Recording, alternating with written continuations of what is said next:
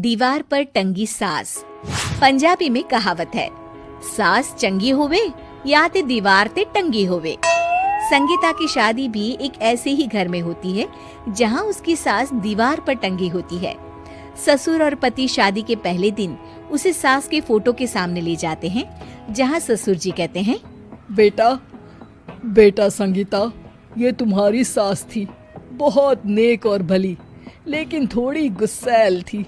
गुस्सा आने पर सब तहस नहस कर देती थी, पर अब ये इस दुनिया में नहीं है। हाँ संगीता, माँ होती तो तुम इनकी कोई बात टाल नहीं सकती थी, वरना तो माँ घर में भूचाल ले आती। संगीता मन में खुश होती है कि अच्छा है कि ऐसी औरत अब इस घर में नहीं है, लेकिन दिखावे के लिए वो जैसे ही सास की फोटो के सामने हाथ जोड़कर खड़ी होती है, ये क्या? सास उसे देखकर मुस्कुराने लगी। संगीता आंखों को मलकर एक बार फिर से देखती है, लेकिन फिर सास के चेहरे का भाव, भंगिमा यानी एक्सप्रेशन बिल्कुल बदले होते हैं। वो अपने पति और ससुर को कहती है, माँ की तस्वीर तो स्माइल कर रही है। ना ना बेटी, ये कैसे संभव है? जरूर तुम्हें कोई गलती हुई होगी, ऐसा कैसे हो सकता है? लगता है तुम शादी की सारी फॉर्मेलिटी करते करते थक गई हो, तुम्हें आराम की जरूरत है संगीता। खैर, सारे संगीता की बात को इग्नोर कर कमरे में चले जाते हैं। वैसे सास की फोटो पर एक्सप्रेशन एक के बाद एक बदलते ही रहते हैं। सुबह होती है, पति और ससुर को काम पर भेजकर संगीता कमरे की सफाई करने में लग जाती है कि तभी उसे आवाज आती है, टेबल ठीक से साफ करो। ऐसे भी कोई टेबल साफ करता है? इससे अच्छा तो ये गंदा ही था।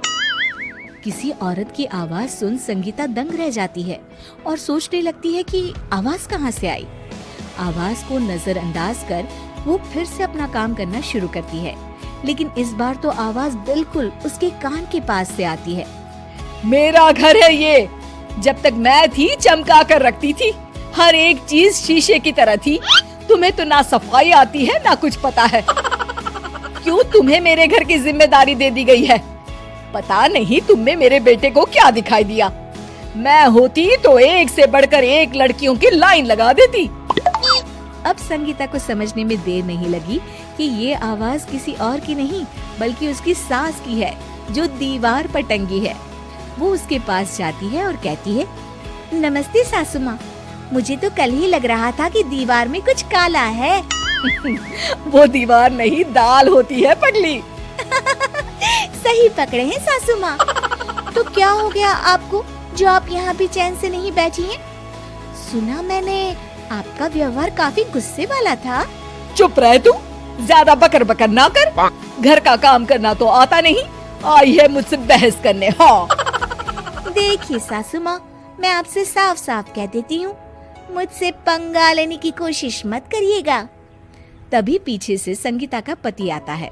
अरे संगीता, किससे बात कर रही हो? कौन है वहाँ? संगीता की सास की फोटो फिर से पहले जैसी हो जाती है। आपकी माँ से कह रही थी कि मुझे काम करना आता। अरे संगीता, माना सास के ताने हर बहू को अच्छे लगते हैं, लेकिन यहाँ तो माँ है ही नहीं, तुम तो फोटो से ही। तुम भी लाजवाब हो संगीता।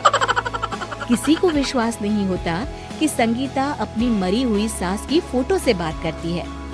वहीं आए दिन संगीता की सास संगीता को किसी न किसी बात पर आते जाते ताने देती।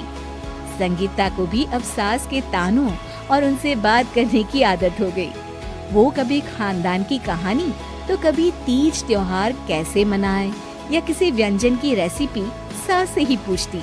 सारा दिन घर में अकेली संगीता की सास अब उसके लिए तानों के साथ पक्की साथी की तरह भी रहने लगी थी, जो किसी और को नहीं बल्कि संगीता को ही सुनाई देती।